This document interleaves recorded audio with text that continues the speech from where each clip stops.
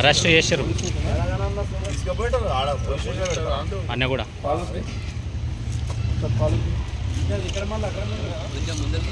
దోపిడీ రాజ్యం ఇదేమి రాజ్యం, ఇదేమి రాజ్యం, దొంగల రాజ్యం, దోపిడీ రాజ్యం.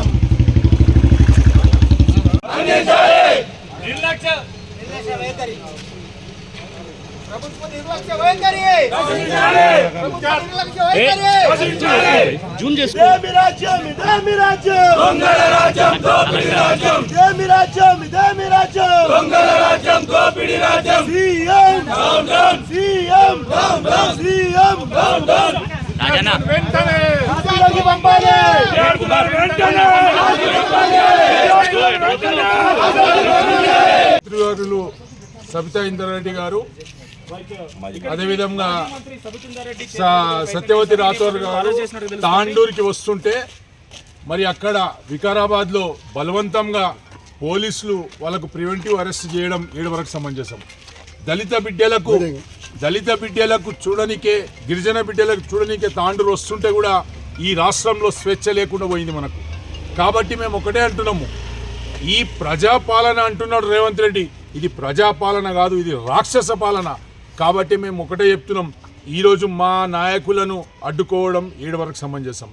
వచ్చి కనీసం మా పిల్లలకు చూడనికే కూడా మాకు అవకాశం ఇయ్యరు, తల్లిదండ్రులకు అవకాశం ఇయ్యరు, మీడియా సోదరులకు అవకాశం ఇయ్యరు, ఎవ్వరికి లోపలికి పోనిస్తలేరు.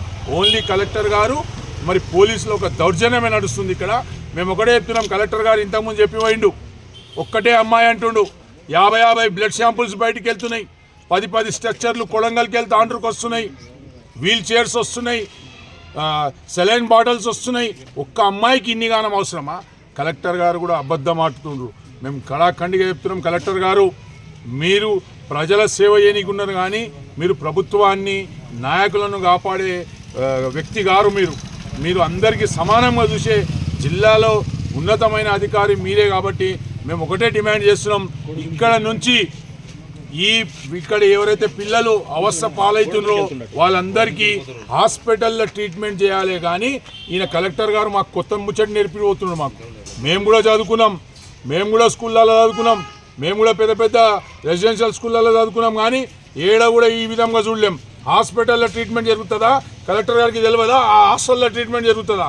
కాబట్టి మేము ఒకటే డిమాండ్ చేస్తున్నాం టీఆర్ఎస్ పార్టీ నుంచి, ఇక్కడ ఉన్న పిల్లలను మొత్తాన్ని కూడా మీరు హైదరాబాద్ పంపిస్తారా, హాస్పిటల్లో తీసుకుపోతారా, ఆ పిల్లల ప్రాణాలు కాపాడతారా, లేకుంటే ఆ పిల్లలను చంపుతారా అని చెప్పేసి టీఆర్ఎస్ పార్టీ డిమాండ్ చేస్తుంది. అదేవిధంగా మా నాయకులను అరెస్ట్ చేయడం తీవ్రంగా ఖండిస్తున్నాం. దానికి నిరసనగా మేము ఇక్కడనే కూర్చుంటున్నాం అని చెప్పేసి ఈ సందర్భంగా తెలియజేసుకుంటున్నాం. బీఆర్ఎస్ పార్టీ పైన ఆరోపణలు చేశారు కదా. ఇక్కడికి వచ్చిన కొంతమంది కార్పొరేషన్ చైర్మన్లు ఆర్ఎస్ ప్రవీణ్ కుమార్ గతంలో ఉన్నటువంటి పరిస్థితుల్లో ఆయన ప్రిన్సిపల్ సెక్రటరీగా ఉద్యోగాలు పనిచేసింది కాబట్టి ఆయన ప్రమేయం కారణంగానే ఫుడ్ పాయిజన్ జరుగుతుందని ఆరోపిస్తున్నారు. చేతగాక పరిపాలన సాధ్యం కాక పరిపాలన చేసే ఒక ఓపిక లేక, తెలివి లేక ఈ యొక్క రాష్ట్రం నడుస్తున్న సంగతి మనందరికీ తెలుసు. ఆర్ఎస్ ప్రవీణ్ గారికి దీనికి ఏం సంబంధం అండి?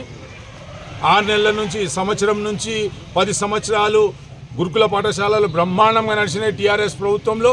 మరి ఇప్పుడు 6 నెలలనే వచ్చిందా? మాకేం అవసరం అండి? ఈ రాష్ట్ర ప్రభుత్వం తెలంగాణ ప్రజలకు చంపాలనే ప్రయత్నం చేస్తుంది. ఈరోజు 300 మంది రైతులు చనిపోయారు. మా అంతకుముందు ఫ్లడ్స్ వచ్చినప్పుడు 10 మంది చచ్చిపోయారు, 60 మంది గురుకులాలలో ఈరోజు దాకా పిల్లలు చచ్చిపోయారు. ప్రభుత్వం నీ చేతిలోనే ఉన్నది కదా, నువ్వు ఎంక్వైరీ చేపి ఆర్ఎస్ ప్రవీణ ఇంకోడా. ఈ యొక్క కాంగ్రెస్ ప్రభుత్వంలో అధికారులు మొత్తం విచ్చలవిడిగా కరప్షన్కు పాల్పడ్డారు, కమిషన్లకు పాల్పడ్డారు, నాసిరకమైన ఫుడ్ ఇస్తున్నారు. కాబట్టి ఈ వ్యవస్థ నడుస్తుంది. వాళ్ళు నిన్న వచ్చి చెప్పిన వాళ్ళు ఏడున్నారు? వాళ్ళు చూడలేరు ఆ లోపల పిల్లల పరిస్థితి ఏమున్నది. కాబట్టి దయచేసి మేము అందరు కూడా తెలియజేస్తున్నాం, దీంట్లో ఎవరి కుట్ర దాగిలేదు.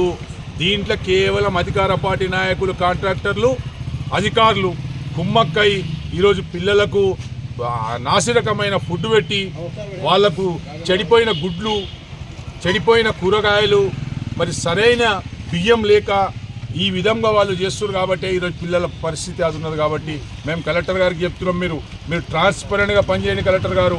మీరంటే గౌరవం మాకు జిల్లాధికారి అని.